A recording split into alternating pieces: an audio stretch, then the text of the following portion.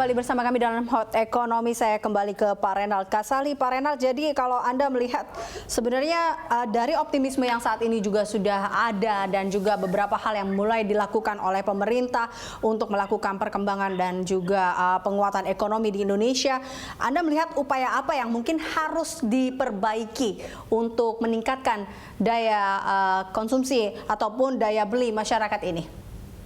Saya kira yang paling penting sekarang ini adalah deregulasi. Karena MK sudah memutuskan bahwa pemerintah pusat tidak dapat membatalkan ketentuan-ketentuan atau peraturan yang dibuat oleh pemerintah daerah. Dan ini agak sedikit rawan ini karena daerah punya kecenderungan untuk membuat terus-menerus regulasi-regulasi yang tadi dapat menghambat penciptaan lapangan pekerjaan, yang mempersulit dunia usaha.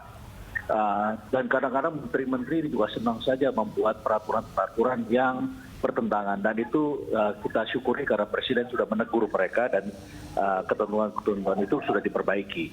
Tetapi di daerah banyak ketentuan-ketentuan itu yang rezim perizinan ini menggila menurut saya.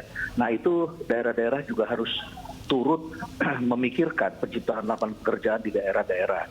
Kalau kita lihat di Aceh, masa setelah infrastruktur begitu bagus di Aceh, bisnisnya hanya ada kedai kopi misalnya. Ya. Mengapa tidak muncul industri-industri baru? Ini kita harus introspeksi apa yang terjadi di daerah-daerah itu. Bagaimana ketentuan mengenai SDM, aturan-aturan yang mempermudah investor untuk memperluas bisnisnya, atau mudah memperluas bisnisnya. Dan jangan lupa, pemerintah harus mengatur dengan baik, terutama adalah menyangkut soal bisnis yang disruptif ini. Karena disruption ini tidak hanya menciptakan lapangan pekerjaan, tetapi juga ada disruptions yang bisa menghancurkan lapangan pekerjaan. Dan ini harus diantisipasi, bahkan harus dicegah sedemikian rupa, sehingga kalau ada yang industri baru yang bisa menghancurkan, maka harus ada gantinya yang bisa menciptakan lebih banyak lagi lapangan pekerjaan. Oke, Anda melihat bahwa kebijakan-kebijakan saat ini masih belum mendukung terkait dengan adanya peningkatan lapangan pekerjaan?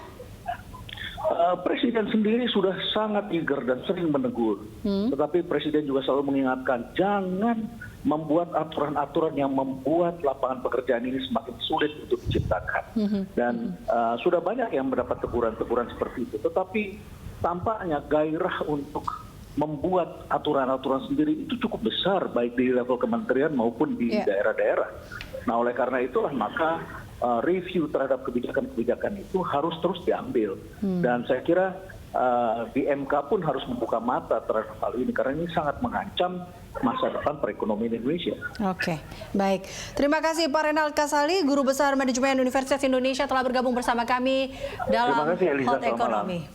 Selamat malam Pak Renald. Saya kembali ke Pak Raden Pardede. Ini kalau kita lihat tadi apa yang dikatakan oleh Pak Renald Kasali, nampaknya mungkin sekarang kebijakan yang sudah dilakukan pemerintah banyak untuk mendukung paling tidak lapangan kerja di saat ini di Indonesia sudah ada. Tapi nampaknya kebijakan-kebijakan itu jugalah akhirnya yang menghambat hingga akhirnya lapangan pekerjaan ini sulit untuk didapati masyarakat.